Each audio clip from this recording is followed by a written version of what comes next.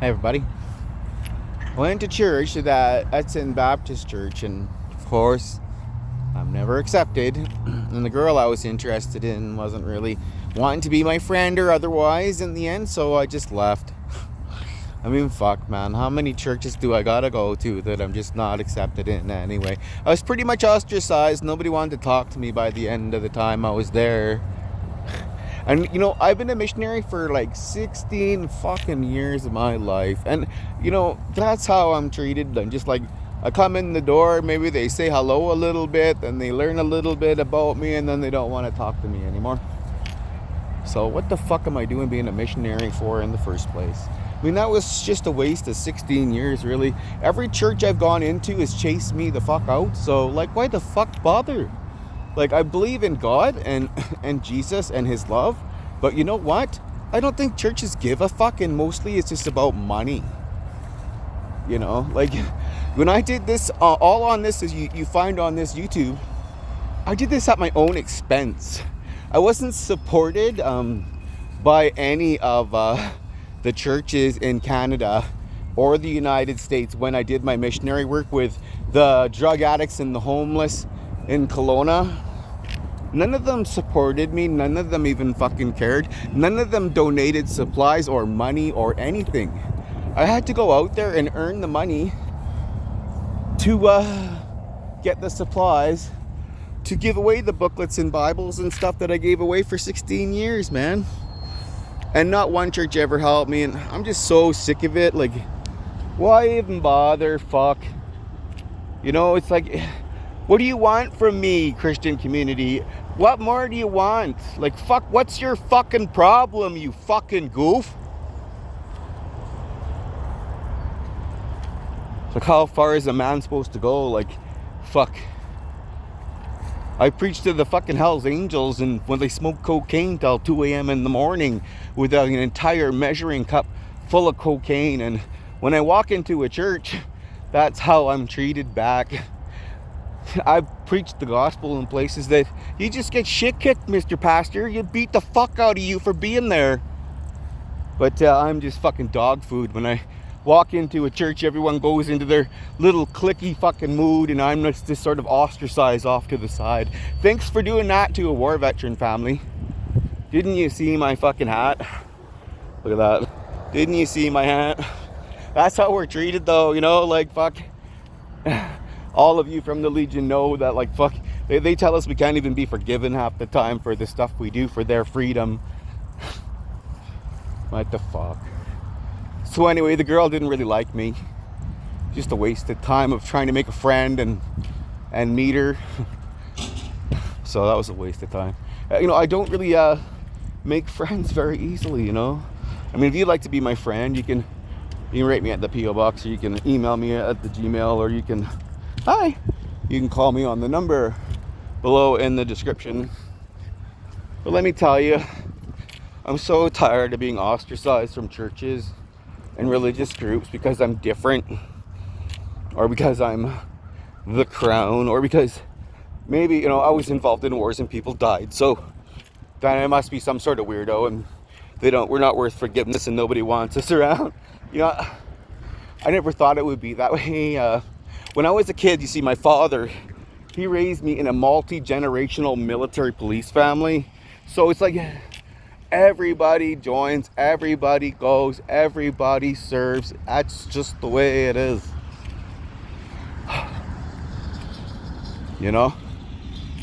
I just fucking so sick of the world some days. So sick of it. And now I've only got a few more days before I have to get a place on my own, and I don't even have the church's help. I phoned that church and I told them that because they invited me in last Sunday, and I told them that, maybe I might need some help because I might wind up homeless because I'm losing my place, right? But yeah, that's how it is, man. I just feel like, why am I ostracized from Christianity when I'm the one that freaking prime ministers know, and queens know, and princesses know, for all that missionary work that I did? for 16 years all over the world. All over the world.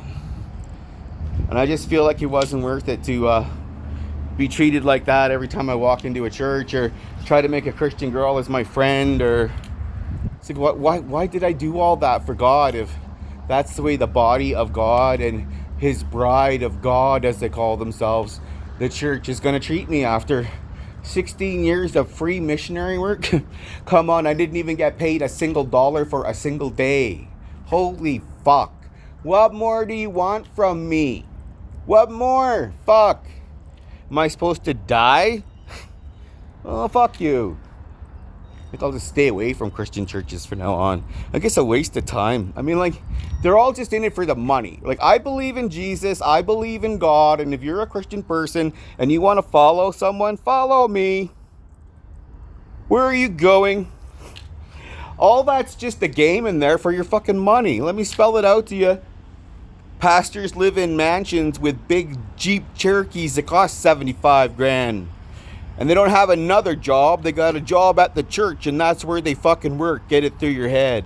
But he drives a Jeep Cherokee worth 75 grand and lives in a house probably worth $5-6 million. I mean, in Kelowna, we had me, and I was the only one that even gave a shit. And I went around, I got, Our Daily Bread was about the best group, but they wouldn't send them to me. They would only send them to Kathy Burchett, my roommate. But they'd send giant boxes of booklets and tracts with a few hundred of them at a time. And I would distribute that to the addicts on the street, so they'd have Christ and they'd have Jesus and some hope and some love in their life. You know, and I don't even know how many overdosed when I did that. I don't know. I mean, some days I'd come out to the washrooms where I put the booklets, these little portable washrooms, you know, they put out at events. And they'd always put them out for the homeless to use for the washroom, rather than pee all over the streets of Kelowna. So I used to put the Our Daily Breads inside the washrooms of these portable washrooms where the addicts went and did their drugs. And you know, I did that every day without fail. And I had to go into these washrooms with raw needles with the tips showing to put the booklets in.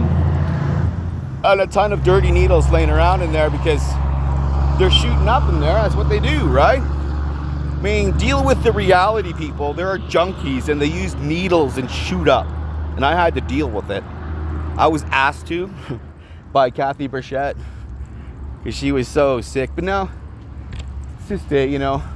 I just don't fucking see a reason anymore. I mean, I just don't. I don't see hope in Christianity anymore. Like, in the churches at all. I just don't. I think the churches are so full of shit. Most of them should be labeled a cult, and most of them should be shut down by the government. It's like why bother? Like, if you're just there to like preach a little bit of gospel and collect a bunch of money, fuck. We can watch it on TV, thanks.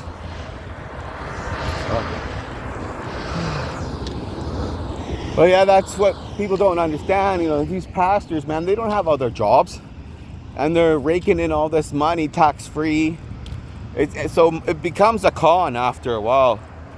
You know, it becomes a con. It's like, I get up on Sunday, give you a little speech, play a song or two and make you happy, collect your money, maybe give you a free cup of coffee, and some donuts from the food bank, and off you go.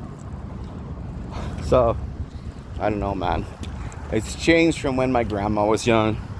And my grandma, she was a Pentecostal pastor, and she worked in the BC penitentiary as a legal secretary. And that's what funded her missionary work, was that she would take 10% loyally to God and use it for the work of God. So I don't know, I think it was a big waste of time. I mean, people asked me to go there to meet that girl and make a friend and see where it went. And, you know, just to have a friend even, you know, someone to hang around. because I'm all alone right now. Like, I just got me and Squeaky, my cat. Yeah, that's how I'm treated, you know. Fuck. I'm just like, once they find out that you were involved in things with the police or whatever, the military, they don't want you in their church, you know. They don't want you there. Just why even bother going? It's just such bullshit, you know. And that's coming from a missionary of 16 years, man. You know, every time I get involved with a church, it destroys my life in some way. It's not helping me. It's always trying to destroy me. So I just don't want to be involved anymore. So, you know, it's just such bullshit that I just don't care. Why should I fucking care, man? Churches are fake. Everything is fake. Fuck. Everybody's a member. Everybody's a member of this club or that club or any other club. And if you're not a member of this club or that club, well, you can't even get in a restaurant or rent a house. So fuck. Why even bother with the world? I don't even know why I even make videos anymore sometimes. I mean, if you go back, you can see how Christian I was and how Christian I still believe in Jesus. You understand? I still believe in God. I just don't believe in these fucking churches anymore. I don't know about you, but I'm tired of being kicked on by them. And I mean, today it's like I was invited in last weekend, and I met the nice lady from the denturist, and I thought, oh well, maybe we'll make friends and see where it goes, and maybe we'll be really good friends, you know, be best friends or whatever happens. But today I tried to be nice, and she said she wanted to wear a hat or something, so I tried to give her my hat to wear, and she didn't want to, and apparently I don't know what the fuck was going on there. So I just left. I mean, what the fuck am I doing wasting my time? I mean, you know, sometimes it's like, I know that pretty damn soon there's going to be roadblocks here. And there's going to be checkpoints here. And there's going to be armored UN vehicles here. Why am I wasting my time looking for a girlfriend? Like, fuck, what am I doing? You know, even a friend. Why am I bothering with a friend? They just want all these people dead anyway. Like, all these people that live here, they want them all dead. That Agenda 2050 and human depopulation of Earth? Like, come on. So, there's 300 billion people on Earth, right? Check the number. And they want to take that number from 300 billion to start to 10 billion. So where are all those other billions of people from Earth supposed to go? Use your fucking head. Good God, people are so stupid.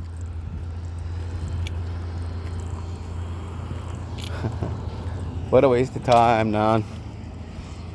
But, you know, I had a coffee, and I tried to be nice and make a really close friend with her, and she just ran away. You know, sometimes it's like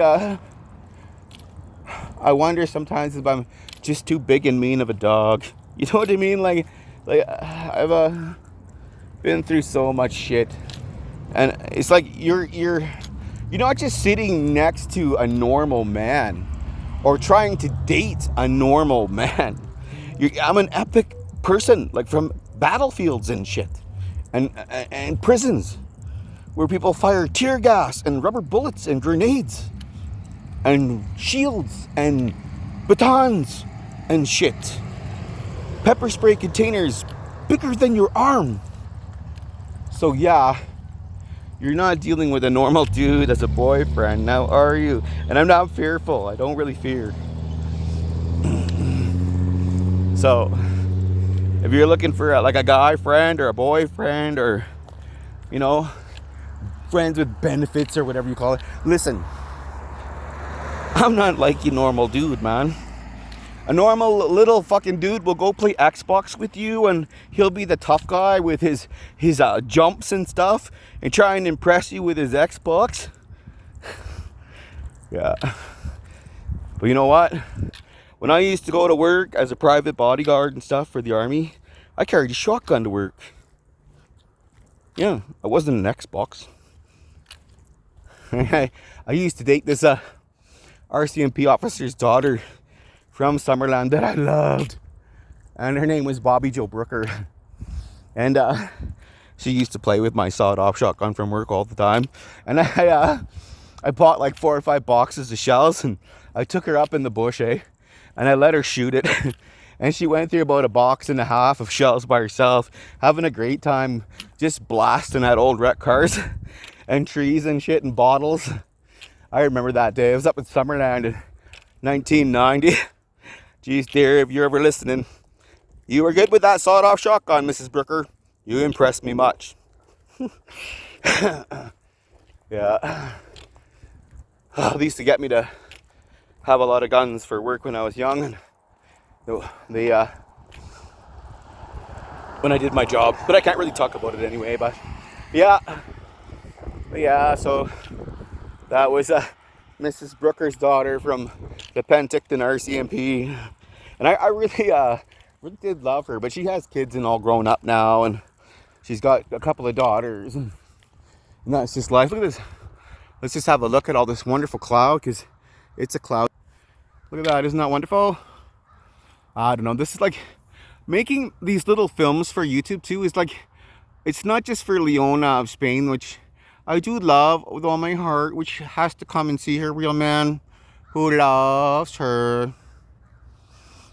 You gotta marry me, Leona, and get it over with. I mean, no one has married me, and I'm 51 years old. So someone's got to.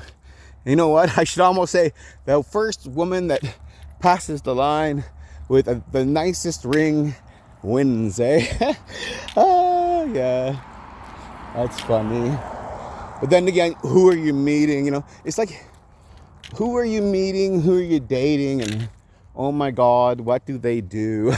You know what I mean? It's like, who did you sleep with? I mean, at our ages, it's like, you know, everybody's been, there are pretty much no virgins at 51 unless you get it on a girl around 18 or 19. And, you know, even then, in this day and age, 18 or 19, probably not a virgin.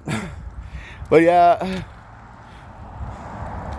So, yeah, I've had a few girlfriends over the years that I loved. I dated a lawyer's daughter for a while. What's her name? Belinda Clark. She wanted me to have sex with her sister all the time. But Belinda actually was a basketball player, and someone had ripped off her stuff, and I was at work, and they ordered me to go through this house to look for someone that was missing or something, and I found a bag that someone had stole out of her car with all of her school books in it, and that's how I met Belinda. I returned her bag with all of her school books, and she was so happy. We dated for about 3 or 4 weeks, but she was such a basketball player that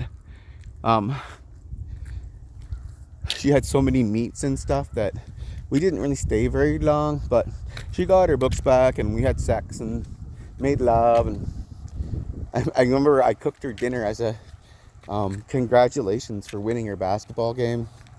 And I cooked her a steak and everything. She's supposed to be there by a certain time, and I had a bottle of wine chilling, and I remember she didn't show up until like 4 a.m, and then made mad passionate victory love to me, and then left. And I couldn't get, like, I have a huge dick. I have like 14.5 inches of dick, right? So I couldn't get it all the way in because of the angle we were on. So the sex was kind of off because I couldn't shove it all the way in deep like some women really like with a big dick like that. But, you know, it was just the angle on the couch in the living room, Belinda, if you're listening. Because, man, I was trying to stick it in all the way, but I just couldn't get the angle right because you were on the couch. We should have been in a bed. Just the angle. You know, like your knees are not lining up right or something when she's trying to ride it, you know. She's trying to ride it, and it usually goes in all the way when I let a girl ride it, but, you know, when you got 14.5 inches of dick and the person doesn't line it up just right, it doesn't go all the way in. Has to go all the way in, doesn't it, girls? All 14.5 inches, all the way in. So, yeah, I don't know, so I've had a few girlfriends. It's not that I haven't had girlfriends, and most of my girlfriends when I was a teenager, like when I lived at home with my father, my dad got me like this little black book as a teenage boy, and encouraged me to like write every girl's name in there and get their phone number and date them. And that was my dad when I was about 12 or 13.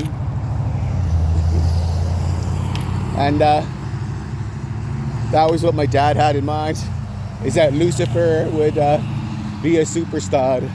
I think like my nickname from work was Lucifer when I worked for the army. Okay, so there we go. Look at that. See, I didn't work officially for them. I worked how you say, off the books, or a private contract. Yeah, a verbal contract. So there was no evidence. You know, they like deniability on certain things. So yeah,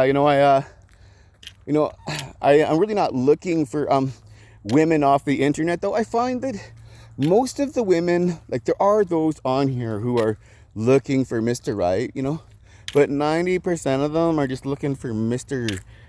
Send me a freaking prepaid MasterCard and I will come over and visit you, and they never show. Or you send me $100 and we'll be best friends. Oh my God, the scams that go on for those cards, eh?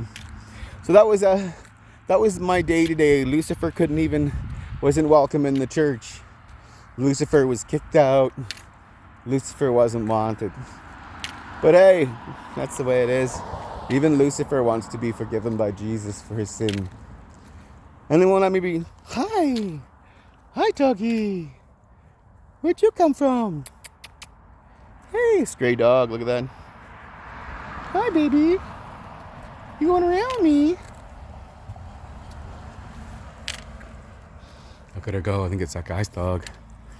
But that's just the way it is. I really love Jesus. You have to understand that my grandma was a Pentecostal missionary, pastor, and I grew up with that grandmother who taught me Jesus and how much God loved me ever since I was young.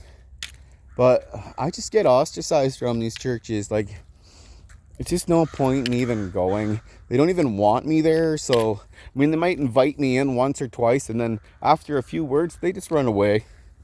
So what the fuck's the point? People act like there's like there's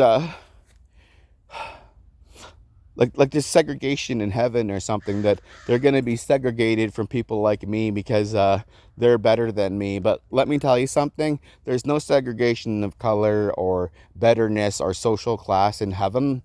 The only separation is hell, and that is a separation that you can never cross. So I wanted to show you, this is Canadian honeysuckle. You ever see this? I love this stuff. My dad had me pick this as a kid. So what you do with it, is you see these little green toughy things right here. You see this right here on my finger? You pull that out. You take it like this. See, this actually tastes like honey. So good. So it's a natural sweet treat what Indians used to eat. Let's get another one of those because they're just so sweet. You don't have to destroy the plant to eat it. So good. You get them at the right time. They're much, much sweeter. Honeysuckle. And oh, they're so good. It tastes like you're eating sugar or honey. And they're very, very sweet. And they're all natural, so a diabetic can eat them. But I wanted to share that with you for all my fans that are watching. And I'm about to go homeless here pretty soon with Skiki. And good thing I rented that campground that you all saw in the lower video below. You see? Because man, I'm just about ready to get the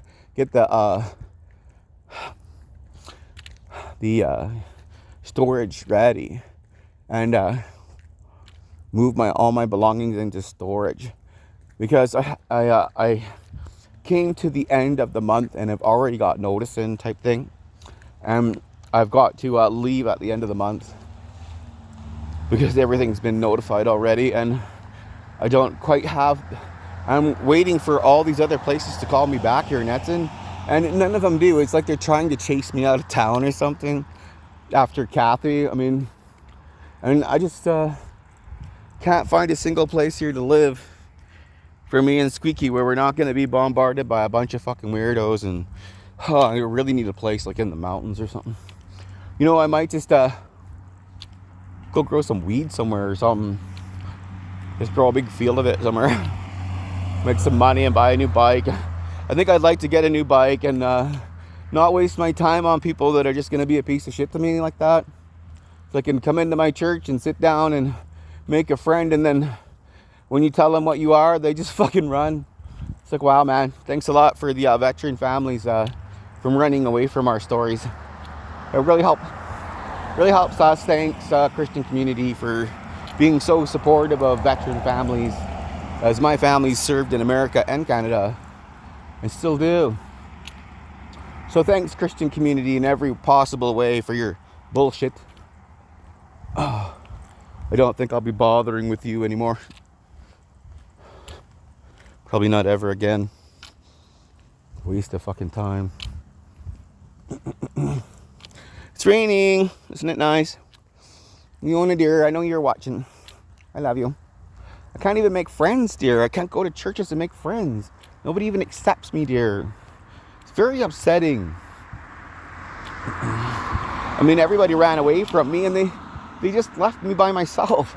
And when I was getting coffee, my last cup of coffee, nobody even looked at me, and they all sat in tables and groups and got cliquey. So what the fuck? If I'm just not accepted, why even bother? And I mean, why get me to be a missionary for the church for 16 fucking years with no pay from any church or group or organization out there in the Christian faith, and at the end they just ostracize me and don't want me anyway. So it just doesn't make any sense. I'm not even gonna bother with Christians anymore. It's like, fuck. It's like, I believe in Jesus, I believe in God, and I believe in true Christianity, but why should I bother with people that don't even fucking want me anyway? You know, I remember I've always been like I'm not just a normal person. You know, I grew up in group homes, right? So I never really had anyone anyway. I grew up in group homes. People think that it's going to hurt me when they just kick me in the face like that and don't want me around. It hurts, but it's not as bad because it happens all the time. So, you know, like, people don't want the Crown around. People don't want the Legion around. People don't want veteran families around. People don't want police families around. You know, they just don't want us. Just why even bother with them? I mean, they don't even want us. And then here we're giving them, as the government, we're giving tax-free everything. And they live in fucking huge mansions and fucking drive the fanciest cars. Well, us veteran families might have to live on disability, and they're freaking got millions of dollars. Thanks. Yeah, I really appreciate that. I don't think I'll be going back to any Christian church ever again. You know, ever. Just stay away. Why bother? I mean, it was this little Pentecostal one here, and what it did with Leonard Monkford and Kathy, where it's charged me with the RCMP. It's got restrictions on me, and just because my ex broke up and went with someone else, and he attacked me, and I defended myself, and all of a sudden I'm the worst fucking guy in the world. So if I'm the worst fucking guy to every church in the world, what the fuck am I standing up for you for? If I'm just a piece of shit to be thrown to the curb, why am I doing this? If I'm just someone that you don't even want anyway in your church, why the fuck do you want me to be your missionary? Why don't you do it yourself? Do you have any idea the shit I had to put up with? I had to deal with people overdosing on drugs for Jesus and not get paid. Well, you lived in mansions and drove $70,000 Jeep Cherokees and $100,000 Mercedes and more. All on the church money. Please, churches, stay the fuck away from me, period. Thanks.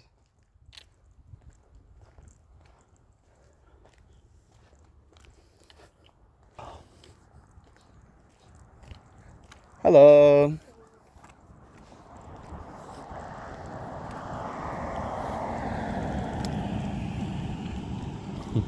They never help me. They always try to hurt me. Stop wasting my time, Christian community. Stop wasting my time. I'm 51 years old and I've lived through prisons where people just shoot people and stab people and beat people to death. Do you think I need to be ostracized in your fucking church when I come in for a coffee and a visit? I basically told, well, you sit there, you can't intermingle with the rest of us. So fuck you. Do it yourself. I'm not doing it. Not for free. Forget it. I can show you at home. I probably got about 30 Bibles left over, from doing the missionary work all across Canada. And I worked with people like Donald Trump, and I don't like Donald because I think he raped Leona, but him and his son. But you know what? I used to be his missionary. That's his response. Rape my wife, piece of shit. So yeah, and then there's I work with people like I don't know, the Prime Minister of Canada for one, and I worked as a missionary volunteer through the mail with Jim Carrey, who became a Christian. I just don't know, man. It just seems like they don't fucking like me anyway, and they don't want me there, so why bother? Why even bother, And that's from someone whose fucking family my grandmother was a Pentecostal minister. She's an ordained one. And I just don't see any hope in grandma's faith or grandma's churches anymore. You know what though? I shouldn't just give up. I'll tell you what I'll do. Is you can join me and you can resist. Okay? People, you can resist the New World Order and the Antichrist if you follow me. But I'm not doing it for free anymore. Okay? If you follow me. And I mean loyally, 110% follow me. And do what the fuck I say and not what everybody else says. Because I'm telling you, all these roads very soon will have checkpoints all over them. See the road? You see that? When it comes time for world government, and Trudeau's already turned in the far north of Canada into the UN for armored vehicle patrol. All of the north of Canada is turned in to the United Nations for armored vehicle patrol because they could not hold it because Canada's army was so weak. Because Trudeau didn't buy you fuck all except stuff for himself. Okay? Plain and simple. He didn't buy you an army. He didn't buy you a navy. He didn't buy you an air force. He didn't buy you ammunition. He didn't buy you guns. He didn't buy you hand grenades, rocket launchers, or otherwise for your military. The only things that really get constant attention is the police because he uses them on us. And I love the police. They're not all bad. But that's what he does. He gives the police all the weapons and bullets to use on you and none for your army to defend you. How are you supposed to defend yourself if you don't have any weapons? Holy fuck. So you people are fucked. You can't even defend yourself. What are you going to use? A hunting rifle? You've got less than 5 shots. Okay, buddy. You're dealing with somebody with 30 rounds minimum in their assault rifle. And if it's a chain-fed gun that they use on you, it'll be around 250 rounds before it's empty and fully automatic at 650 rounds per minute. So, tough guy, what are you going to do? Are you Jobo, Alberta Rambo? Hey? You go ahead. You can do it without me if you want. I really don't care. Okay? But what you people are, you have to remember, look at the hat. What does that tell you? Lest we forget that my family are military and police. That's what it tells you. And I have family who's Hell's Angels too. Oh no.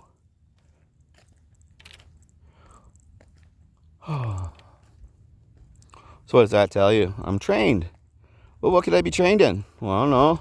Maybe obstacle courses. Maybe rappelling. Maybe I'm trained in survival along the shoreline of the ocean. Because I am. I can survive with nothing. and just get a stick and eat. I'm fine. Oh. Yeah. That's how I was treated, man. I don't know. Not, I thought that girl might want to be my friend, or, or anything. And I think it was all just a waste of time. I'm not going back to that church again. I don't think I'll go to any church ever again. I'm so sick of getting burned by these so-called Christian churches here in Alberta. Like, I just don't want any part of it. Why should I even bother? Oh. You're all so fake. It's all about the money. So they can have the big freaking Jeep Cherokee and a gigantic house. I mean, I couldn't believe that in Kelowna when Kathy Burchette told me, oh yes, the pastor from who was a police officer who became a pastor that in Kelowna at the, what was that thing? It was the Trinity Baptist, which is, I should have known when it was a Baptist church, because Trinity Baptist, I went in there years ago, and I just looked for a job of washing the floor, and because I had a criminal record, the guy tried to call me a pervert because I had a record, and that was a Baptist church, some guy that did maintenance in Kelowna, and I've never been a pervert in my life. I have no criminal record for that. Mine's for armed bank robbery.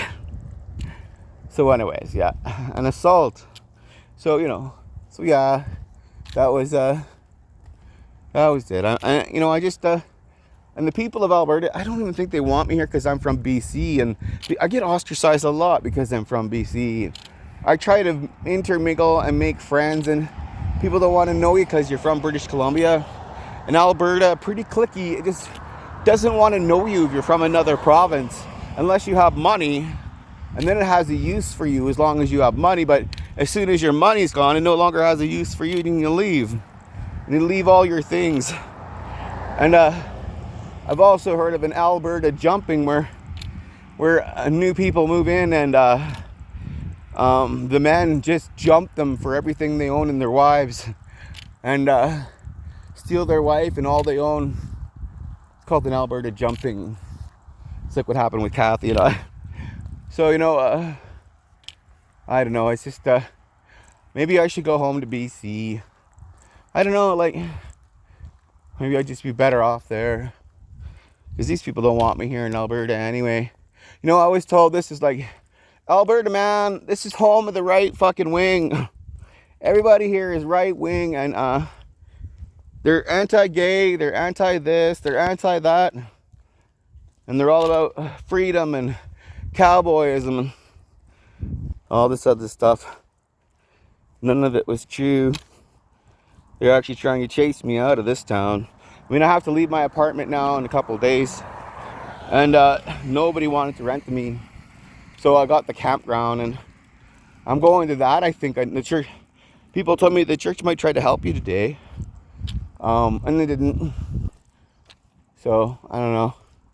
Why bother? I mean, no one's your fucking friend. I mean, I had to learn that in prison the hard way. And, I had to learn that nobody was my friend when I was, how old was I? I think I was 18 when I had to learn no one was my friend. And I remember when they tortured me and beat me in Kamloops, the staff. I remember that. I remember being beaten and mocked and tortured by the prison guards in Kamloops years ago. That's why I'm handicapped, see? I got a handicap stick because they beat me 65 times after death. I also find sometimes with women, when I don't have my disability stick, they're super friendly. But as soon as I have my cane and I need it to walk for a change, they don't want to know me anymore. And they just ostracize you because you might be poor or not have a job.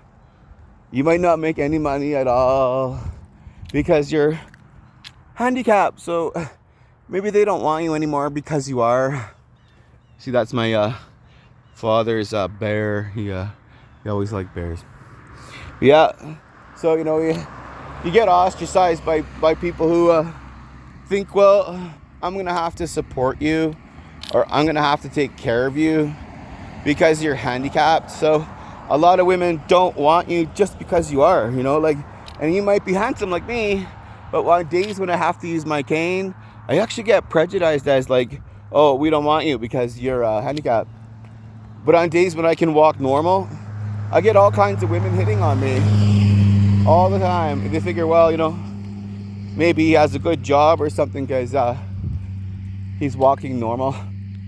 But when I have this and people find out that I'm just on disability right now because my ex didn't want me to grow weed. I have licenses to grow cannabis and I can make millions of dollars every 2 months if I want. But because I'm handicapped, see? I have a medical permit. I can grow, the one I have right now, I can grow 250 plants anywhere I want. I'm allowed that many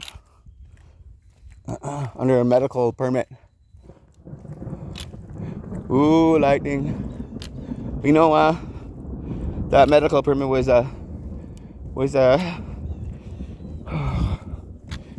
not too hard to get at the time.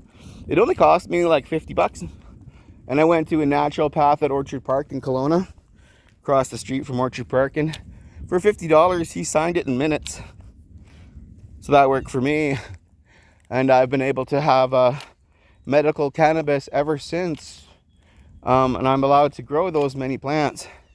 But I was thinking of getting the unlimited license because I think maybe I should go make money.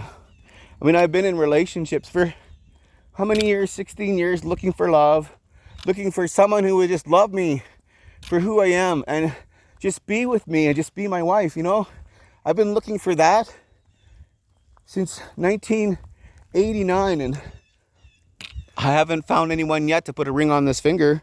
You see this? It's empty. You see?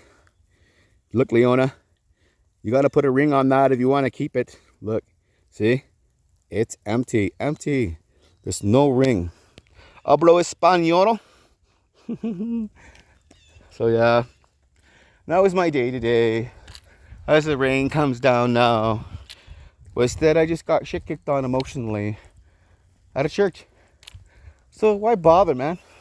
If they're just going to shit kick me anyway, do I look like a glutton for punishment? Nah, I'm already handicapped enough. Maybe you and your Christian so-called men should just get the fuck away from me. Enough's enough. Don't ever talk to me again.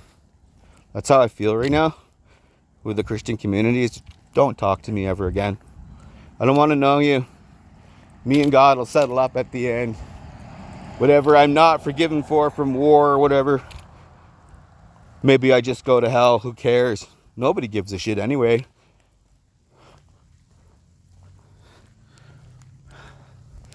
I don't think anybody really gives a shit about me. Just a waste of time. Look at all this wonderful rain coming down. You see it on the screen? Lots of cars today. This way. Oh, look at that. Lots of vehicles. More of them. So yeah. That's how I feel. I feel like I'm just someone that nobody even wants to love anyway. So why look for it anymore? Why even try to look for love? Because there just isn't any.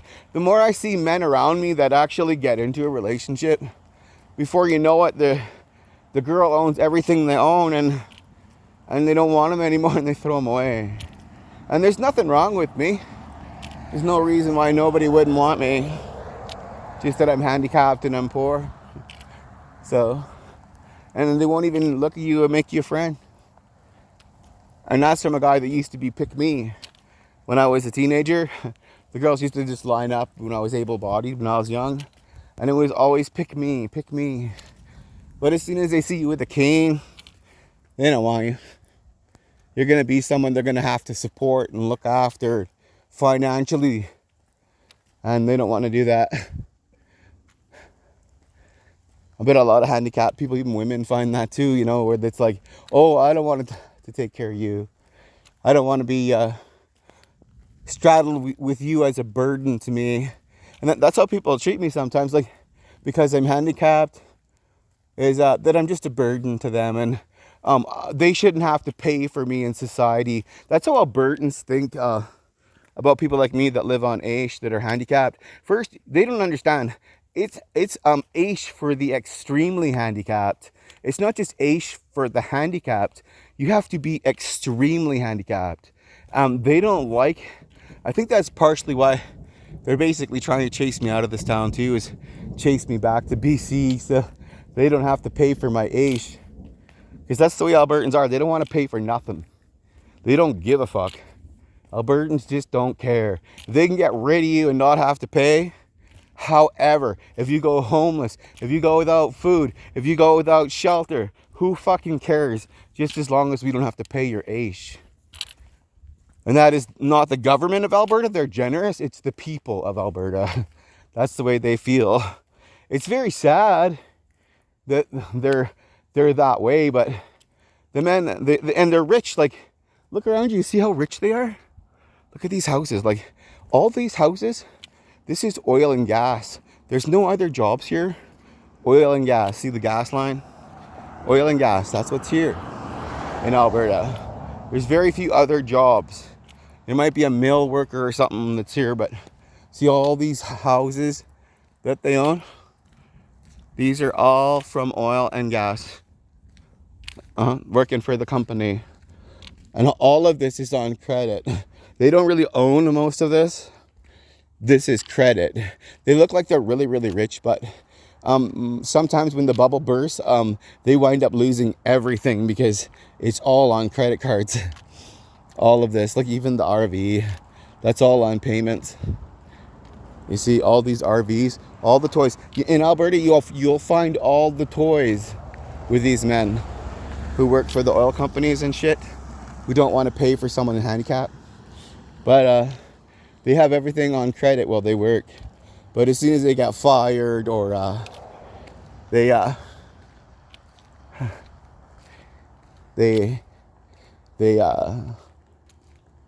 can't do the job anymore, or the market crashes, or oil price goes down, they lose everything. All of this goes.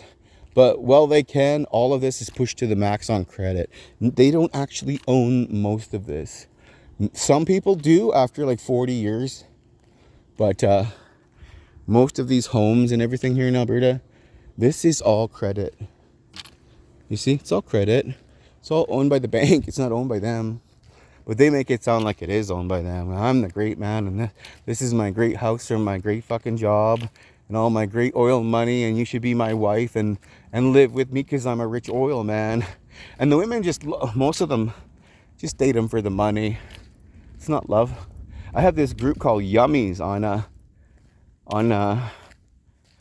Gmail where all of this, someone sent it to me from Etsy, and it's all these housewives looking to suck my dick. Like, oh my god, about everybody's wife here wants to suck my dick on the Yummies. But so it's all married women that just want to suck my dick, and they're always after it. But they send me stuff every day. But someone gave it to me and sent it to me from Etsy, and I don't have money. The credit card things and everything, nothing works on the site, and I'm not trying to answer anyone, but you should see the mail I get. Like, holy smokes, everybody's freaking wife wants to get laid by me. But you know, I don't want that. I just want to be married. That's all I've ever wanted. I wanted a wife and be married and have kids. And I may not have a good job. I have to grow weed or whatever if I have kids, because I'm going to have to fucking feed them. I'm going to have to grow weed. Like fields of it. To feed little mouths and buy clothes and shoes, which I've always wanted to do. And I'm 51 years old, so I'm 51 and I need someone younger like Leona, who's 19, or someone in their 20s, because those are the years where you are best to have a baby. And it's not out of perversion. I mean, all the other men have married all the other women on earth, and I haven't married one. So all these men have had every woman on earth and married them, and I haven't. And they've all had their kids when the women were young, with all their oil money and shit. that they pay the woman to have the kid, basically. And basically it's a financial arrangement with their wife. Otherwise their wife wouldn't be trying to suck my dick behind their back, right? Well, yeah, that's basically it. I actually filled out a little profile on there for something to do because I was bored. And then, you could fill it out, but you couldn't answer it. So I just did it for something to do. So they're all writing me constantly, and all their wives behind their back trying to suck my dick. But I can't answer it anyway because it doesn't work, and I just let it sit. And once in a while I'd look and see how many housewives have tried to get laid. But, I haven't slept with anyone in like 16 years, so I was just bored filling it out. Yeah, that's what I figured, And I always wanted to be married. I always wanted to be in the church. I always wanted to do all these things. The world doesn't want me, so why bother? I don't know. Yeah, 51 years old and still not married. Someone's got to throw a ring on it. And not someone that's had 100 other marriages. I'm not just taking anyone. If you've had even one marriage, I'm not interested. I've already been through like with Kathy. When I went with Kathy, she was pretty and young and she was smart. And she had come through an abusive relationship with her ex. And for the first, oh my God, for the first, I guess 5 years, it was everything her ex ever did to her wrong. And I had to sit there and listen to this constantly. And I tried to have any other conversation, and it was all about her ex, Randall, who fucked her over so fucking hard. So I don't want that. I've already been through that. I want someone like me that hasn't been married and had kids or anything else. I don't want anyone else's kids, just mine. I don't want single moms or anything to apply. I don't need to take care of you and someone else's problem. I mean, wonderful that you have a child, and I think children are great, but that's someone else's kid, so please take it to him.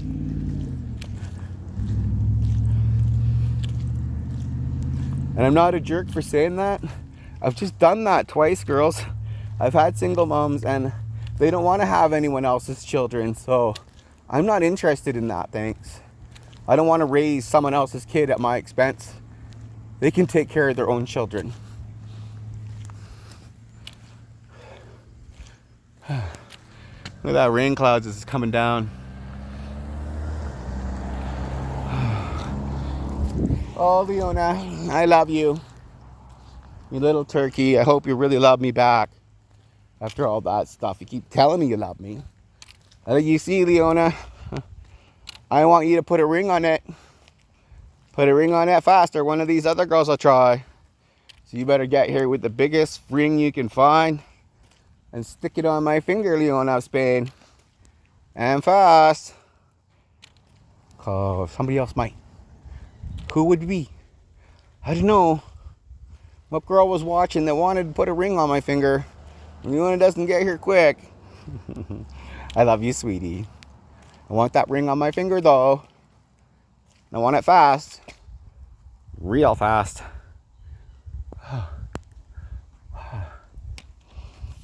Like, you go into a store right now, and you take your dad's credit card, and you go buy me a ring, and you get on a plane, and you get here, and you put that ring, and you get on your knee, and you tell me you want me to marry you again, and you put that ring on my finger, and I'll say yes. Okay? And I don't care if it's freaking a plastic ring, or one of those rubber rings for $5. Who gives a shit? Just put it on my finger and get it over with. Okay, I don't care if it's a ring from a gumball machine. I don't care. Just get that ring on my finger and marry me and get it over with. I'm 51 years old and I'm not getting any younger. And I know you were saying, I want to marry you, I want to marry you. So prove it. Go get that ring before someone else does. You got to get here before someone else does. Make it a bit of competition for you. Maybe that'll make you work faster, eh? You want to have a little competition? All right, let's give you some competition. Let's see which girls are watching this around the world. Now, Princess Leona of Spain says she wants to marry me. So, and it is her, she's on here. So let's make her work for it. And let's see which one of you girls can get a ring to me and put it on my finger faster than her. There we go, Leona. There's a little competition for you. Let's see which one of you can get me the biggest ring with the most rocks and the shiniest pebbles. Real ones, I don't want fake ones. And I don't care, big masculine male ring. I don't care if it's an emerald, I don't care if it's a sapphire.